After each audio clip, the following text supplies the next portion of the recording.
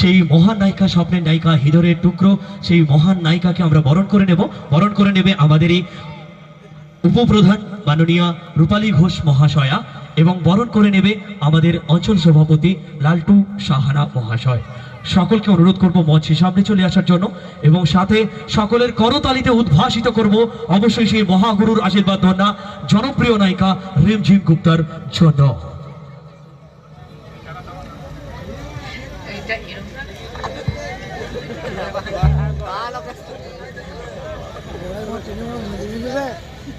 জোরে করতালি হবে সবার থেকে একসাথে ঘোষপাড়ার ভারিশালীর সকল কমিটি দাদা ভাইদের জন্য।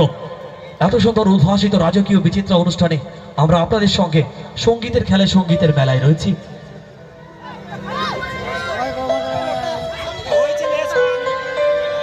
থাকবে সঙ্গীত, থাকবে গল্প, থাকবে অবশ্যই কিছু বলার জন্য অনুরোধ জানাবো আমাদের লালটু স্যারকে।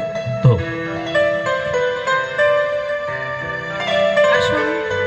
সবাইকে শুভ দীপাবলির শুভেচ্ছা। আজকে যে দিদি এসছেন, দিদির কাছে আমার একটা প্রশ্ন।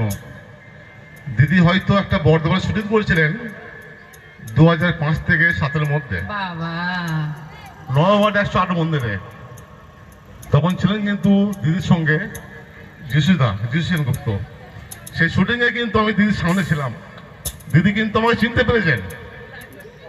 দিদি কিন্তু বললেন, অদ্ভুতভাবে চেনা লাগলো। দিদি হয়তো বুঝতে পারছেন। বছর আগে আমি তো ভেবেছি হয়তো শো এর মধ্যে আপনার সঙ্গে দেখা হয়েছে। Thank you. বললেন মানে আমার, আরে বর্ধমানে থেকেওছি সেই সময়, আমরা শুটিং করেছি, আমরা সঙ্গে ছিলাম।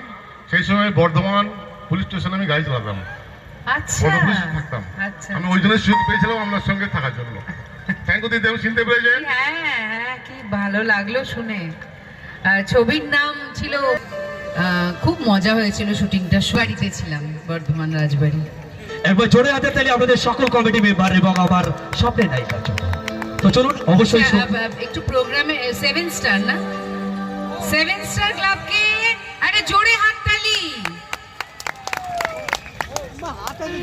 চলো তাহলে আমি শুরু করছি আমার সিনেমার গান দিয়ে, তারপরে আরো হিন্দি গান, নাচের গান সবই হবে, সঙ্গে একটু জমজমাট, একটু নিজের ও জাদুগান কোন জাদুতে করেছো কামাল, মনে মনে তোমার প্রেমে হলাম বেসামাল, আমি মনে মনে তোমার প্রেমে হলাম বেসামাল, তোমার চোখে চোখ ফিরেছে পড়েছে কপাল, মনে মনে তোমার প্রেমে হলাম বেসামাল, আমি মনে মনে তোমার প্রেমে হলাম বেসামাল।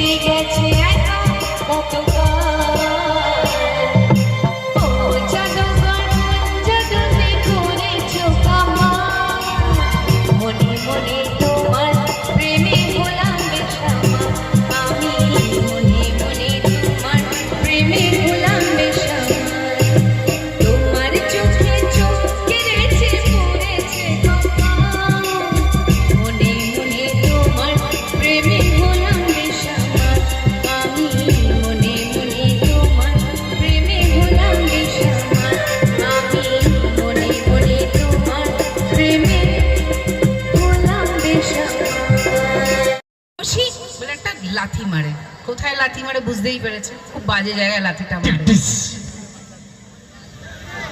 তো বাজে জায়গায় লাথি মারে, খেপে গেছি। স্যার রূপসীর যা ক্যারেক্টার সেখানে, এই সালা ওখানে লাথি মারলি কেন? ওটা তোর বাপের জায়গা। বেশি চালাকি করলে না সালা, তোর গলার পকেট দুটোই কাটা যাবে, বুঝলি? Thank you. জোরে জোরে। কি কেমন লাগছে? রানী দরজাটা খোলো। না খুলবো না রানী, ভালো হবে না বলে দিচ্ছি কিন্তু। ভালো তো হবেই না, খুব খারাপ হবে। এখন আমি সবাইকে এখানে ডেকে জড়ো করব কেন? তুমি আমার ঘরে কুমতলবে ঢুকেছো তাই? কুমতলবে কোথায় ঢুকেছি? আমি তো সুমতলবে ঢুকেছি। তোমার পায়ে লেগেছে বলে তোমাকে আমি জিপে করে বাড়ি নিয়ে এসেছি।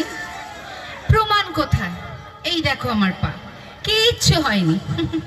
এবার পুলিশ আসবে, তোমাকে পিচ মোড়া করে বেঁধে নিয়ে যাওয়া হবে, তারপরে তোমাকে গুলি করা হবে। এখানে একটা, এখানে একটা, এখানে একটা। আমি তোমার কাছে কান ধরছি, আর কোনোদিনও করব না। আমিও তোমার কাছে কান ধরেছিলাম, তুমি আমার কথা শুনেছিলে? সেদিন যেন বেশ কি বলতে বলেছিলে, আই লাভ ইউ, আমি তোমাকে ভালোবাসি। আবার এমনি বললে হবে না, সিনেমার মতন গান গেয়ে গিয়ে বলতে হবে। এবার সিনেমার বাইরে কি হয় দেখতে পাবে। দিয়ে তো মাকে ডাকি। Thank you so much. এবার শেষ গানটা